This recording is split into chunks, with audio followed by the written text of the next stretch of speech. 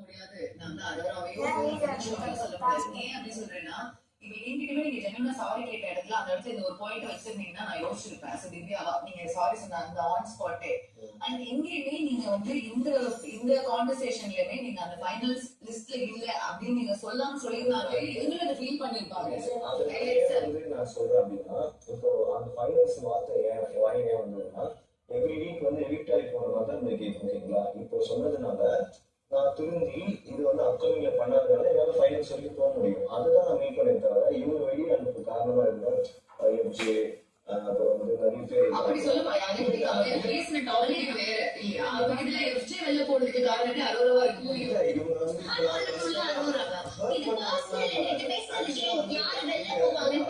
யாரு டாப் 5 வருவாங்க இது பர்சனலா சம்பந்தம் அந்த இடத்துல இதை கேட்டா நம்ம பேர் எடுக்க முடியாது.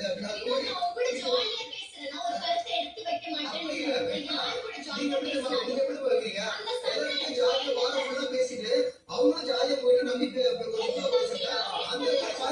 நம்ம வந்து அங்க வந்து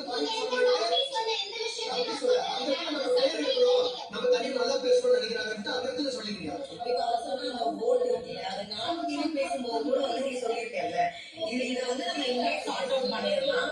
இது வந்து ஓட் அப்படின்னு சொல்லியிருக்கேன்ல. நானும் பேசும்போது அந்த திவாகர் விஷயம் பேசுறது அதோட ஓட்டு பத்தி சொல்லும்போது அந்த விஷயத்த நீ எங்கேயோ சொல்லியிருக்க நீ ஓட்டை அஃபெக்ட் பண்ணுவோம் அப்படின்னு சொல்லிட்டு இல்ல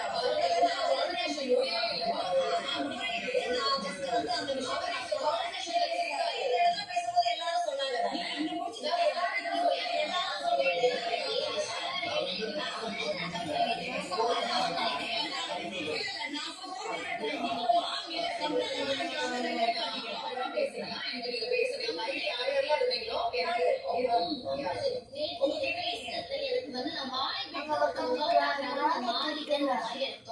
நீங்க வாய் விட்டீங்க நல்ல வேலை இந்த ஃபைட் ஃபைனலே வரல அவங்க வர தெரியாம வாய் விட்டாங்க.